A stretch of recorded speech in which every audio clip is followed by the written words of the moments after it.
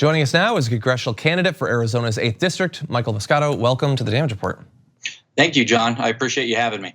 Glad to have you here. For people in our audience who might not be familiar with your candidacy, tell us a little bit about your background. So I'm running for Congress here in Arizona's 8th Congressional District, in the district that I'm born and raised in. And as a 36-year-old husband and father, I'm actually running against an opponent who has been my representative here in one way or another in Arizona for a third of my entire life. Wow. So not only is this election quite personal for me and my family, but it's consider it a duty for myself to represent my hometown. Wow. So tell me a little bit about what you're bringing to the run. Like, what's your experience that's going to help to differentiate you from the current incumbent? So I actually have quite an interesting and unique background to anybody, really. But I graduated out here in high school, and I was drafted to play professional baseball by the New York Yankees. Played a couple of years of pro ball, and then I came back, like a lot of Arizona's youth, even still today, to no job opportunities and a very low ceiling for what I could do for my life. So I did what a lot of kids today are doing still, which is I left Arizona and I made a life for myself out of state. And I started a career as an engineer in broadcast television and was lucky enough to show the work ethic needed to get elevated into the music concert touring industry, and started a career as a video director and crew chief for big music artists like the Rihannas and Drakes and Neil Youngs of the world. And I came back home because family is important and where you come from means something to me.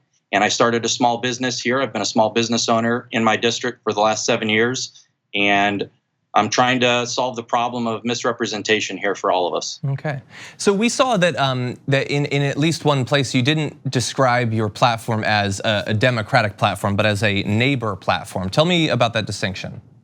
So it's a Democratic platform in the sense that I'm representing a party that has, for my entire life, not had a Democratic representative. We've had no representation. It's been very much a partisan representation here in Arizona. And it goes back even longer than I've been alive. But my platform is based off of being born and raised in this district. And I think that it's something that we're seeing even across the nation is important, that we stop having partisanship, whether it's from the Democrats or whether it's from the Republicans. And we start getting people here who want to sit down at the table and actually get things done regardless of people's political party, because we have a lot of stuff to work on, not only here in this district, but also across the country, and we don't have any more time to waste. So give me a few specifics. Let's say hypothetically you make it through the primary, which we'll talk about in just a minute, and you replace the current incumbent. What are some of the concrete ways that will affect people living in your district? Well, healthcare is of the utmost importance here in Arizona's 8th Congressional District. So not only do we have an elderly community in the Sun City West area, but we also have a lot of young families. The demographic here has completely changed over the last 3 to 5 years. And we have a large percentage of families like mine that are having trouble paying their medical premiums. Their health insurance continues to go up. The wages have been stagnant, and we got to get things done. At the same time, costs are going up. Our utility prices keep going up for the seniors on fixed incomes. Medication prices continue to go up. And I've put together proposals across all the issues that address these things in nonpartisan fashions, in a way that I see, here's the problem and here's the solution. And now it's just a matter of getting a new person in office. Let's talk about one of those proposals. You reference wanting to help to develop a green energy sector in Arizona. What are some of the components of that? Well, it's no secret that Arizona has a lot of sunshine, and there's no reason why Arizona shouldn't be the nation's leader in solar energy. But the reality is, as we sit here today, I believe we're the 9th producer of solar energy in the country, and we're behind states like Illinois and North Carolina, which get about a third less sunshine than what we have.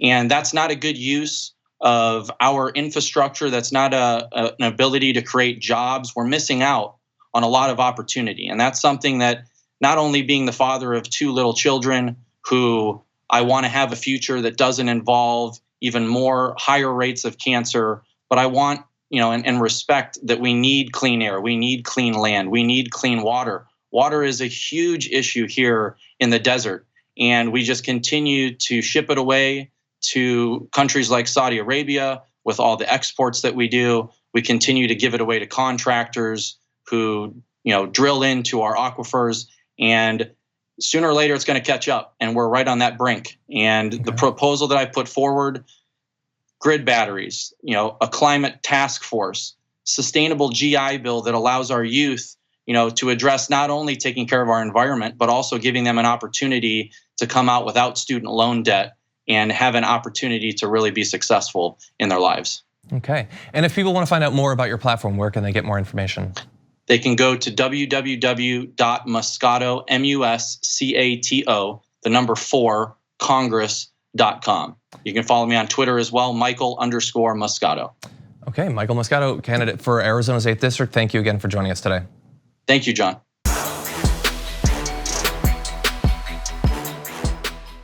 For more political news breakdowns, interviews, stories of activism, and me trying my hardest to care about the occasional big celebrity news story, subscribe to our YouTube channel at youtube.com/The Damage Report. And you can ring the bell wherever it is so you don't miss anything.